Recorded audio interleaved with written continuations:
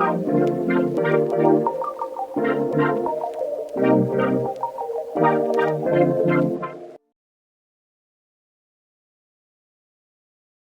et bienvenue dans cette vidéo dans laquelle je vais vous présenter le calendrier de contenu. Donc c'est un template Notion sur lequel vous allez arriver. Vous allez voir une présentation ici interactive dans laquelle vous allez pouvoir cliquer donc pour suivre les instructions, à savoir en premier lieu dupliquer ce template dans votre espace privé pour pouvoir le customiser à souhait.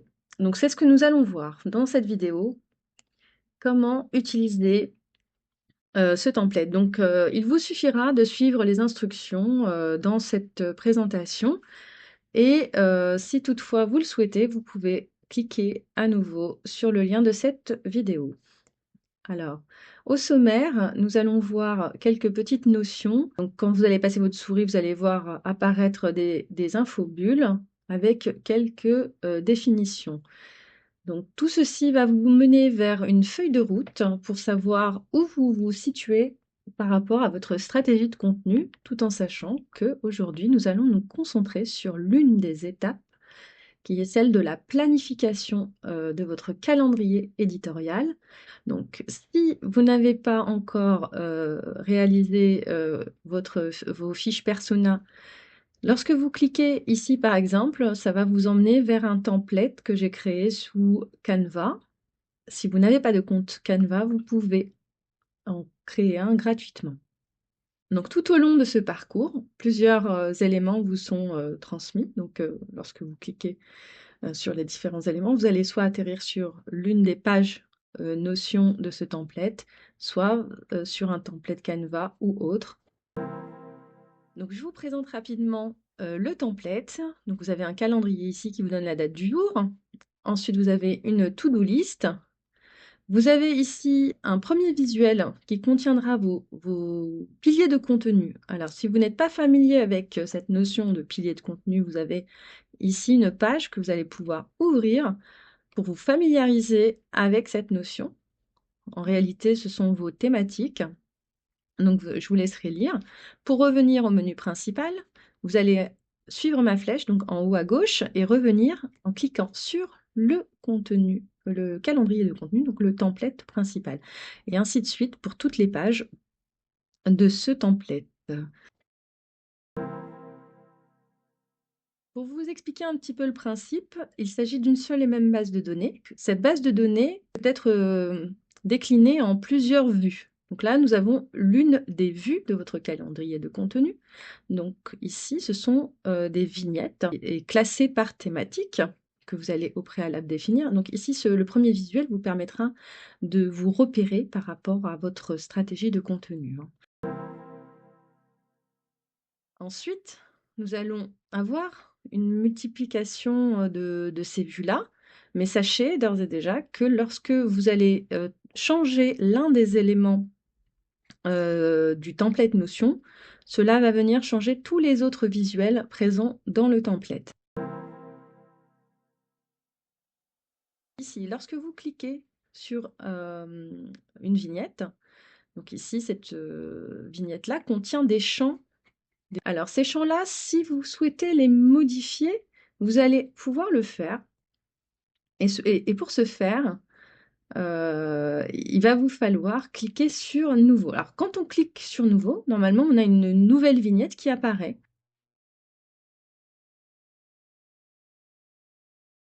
Alors, quand on clique ici sur Nouveau, avec la petite flèche cette fois-ci, on a un modèle qui va s'afficher par défaut. Donc, on va cliquer sur les trois petits points et modifier le modèle. Ceci vous permettra de modifier le template pour les futures vignettes à venir. Tout ce que vous allez modifier en modifiant le template va se répercuter sur les nouvelles vignettes. Alors, je vous fais une petite présentation rapidement. Lorsqu'ici, vous allez sur le statut, il s'agit là des statuts de vos publications. Donc, ça va de l'idée à la publication finale.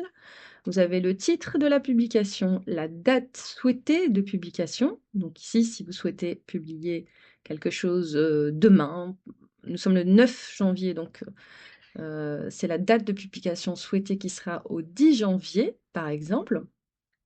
Alors là, vous allez voir plus bas apparaître deux autres dates qui vont s'afficher automatiquement et une petite alerte. Donc là, pour le moment, la deadline a été positionnée 7 jours avant la date de publication souhaitée. Et si cette deadline est dépassée, un petit point rouge apparaît. Donc là, si nous changeons maintenant la date de publication souhaitée, que nous la décalons dans le temps, vous allez voir les modifications apparaître ici, la petite alerte qui disparaît. Ensuite, vous avez les thématiques que vous allez pouvoir customiser. En cliquant sur les 3 petits points, vous allez pouvoir changer le nom des thématiques pour les personnaliser. Vous allez même pouvoir changer la couleur de la vignette.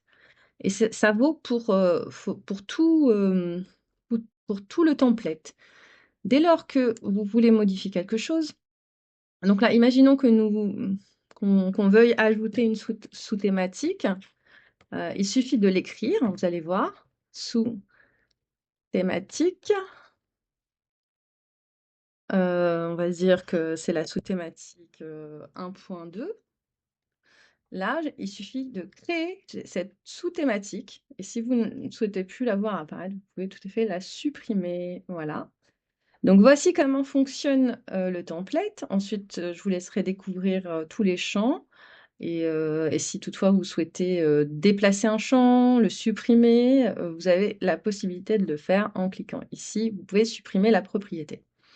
Donc toujours cliquer droit et voir les différentes possibilités sous Notion. Alors si j'agrandis un petit peu cette fenêtre pour la mettre en pleine page, je vais vous montrer ce que contient ce modèle de vignette. Vous avez d'abord une checklist avec ici les points à cocher si vous souhaitez voir un peu à quoi ça doit ressembler. Ici, vous avez une checklist finale avant publication, à la droite de la checklist que vous avez à disposition.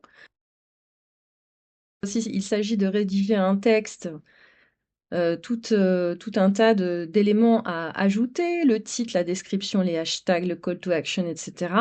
Pour ce qui est de la vidéo, je vous donne aussi quelques petites astuces. Et tout en bas, vous allez trouver ici un compteur de caractères. Donc là, vous avez ici écrit ton texte ici. Cette phrase-là contient 20 caractères. Ça, c'est le nombre de caractères du texte. Et sur la colonne hashtag, c'est pareil. C'est un compteur de caractères. Et la dernière colonne ici, somme totale de caractères, est à la fin. Ceci peut s'avérer pratique lorsque l'on souhaite rédiger un article sur LinkedIn, par exemple. Donc, je reviens à mon calendrier, à ma vue principale. Ce que je vous disais, c'est qu'il existe plusieurs vues du calendrier et nous allons les voir ici. Et nous allons nous familiariser avec les différentes vues du calendrier. Donc là, ici, sur le calendrier principal, c'est une vue calendrier. Ensuite, si on clique sur bloc-notes, ici, on voit qu'il y a un filtre sur toutes les idées, toutes plateformes confondues. Il s'agit d'un tableau qui liste toutes vos idées. Ensuite, vous avez le board de production. Cette vue-là, c'est par statut. Donc, vous avez toutes les idées en colonne, tout ce qui est en préparation dans une autre colonne, et tout ce qui a été publié dans la dernière colonne. Ici, vous avez tout ce qui est en préparation. Le petit icône trié et le petit icône filtré sont en bleu. Cela veut dire qu'il existe et un filtre et un tri. Voilà, et vous pouvez tout de suite voir que le tri est fait sur le jour d'écriture par ordre croissant et que le filtre est positionné sur le statut, les statuts en préparation et préparés. Et ainsi de suite. Et ainsi de suite, vous avez ici des sous-thématiques. Donc ça, c'est un tri par sous-thématique. Et le dernier, c'est une vue globale sans filtre de tout ce que vous avez dans votre calendrier. Donc je vous ai mis pas mal d'exemples ici. Et si vous souhaitez effacer des éléments, il vous suffit de cliquer sur les éléments et de les supprimer. Voilà, tout simplement. Sur la gauche, vous avez vos liens préférés. Donc, il s'agira de modifier ici. Donc, vous passez votre souris là, la petite bulle va apparaître que vous allez pouvoir modifier. C'est tout simplement pour insérer votre URL de votre compte Insta, de votre compte YouTube, LinkedIn, etc. Ça permet de regrouper en un seul endroit pas mal d'informations que l'on utilise de manière récurrente. Voilà. Ensuite, vous pouvez ajouter des templates si vous en avez. Vous pouvez ajouter vos codes couleurs, les couleurs de votre charte graphique par exemple.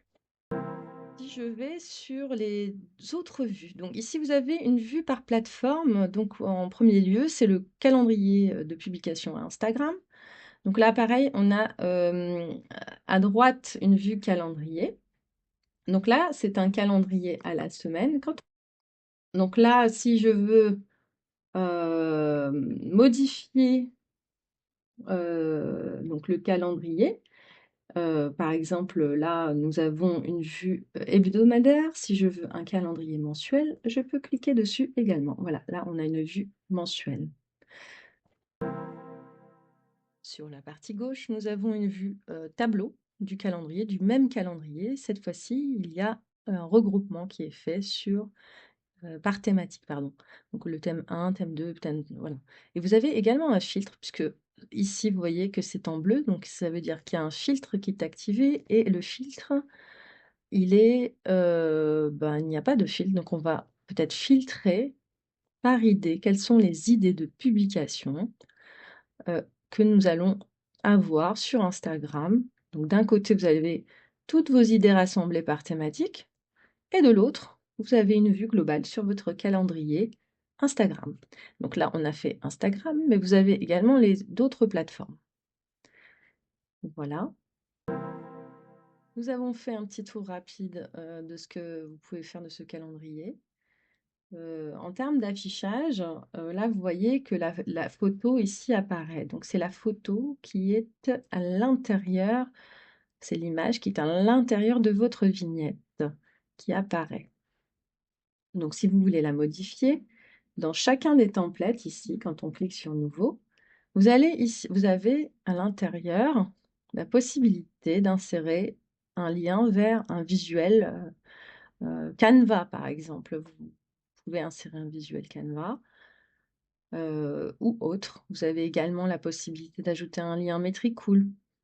Euh, vous avez tout plein de possibilités. Donc ici, par exemple, si on veut insérer le lien du visuel, on clique ici et puis on va charger l'URL qui est potentiellement sur Canva. Et si vous voulez faire apparaître cette image, ça sera visible là-dessus. Voilà ce que je voulais partager avec vous. Si vous avez des questions, n'hésitez pas à me contacter soit sur Instagram, soit par mail. Merci beaucoup.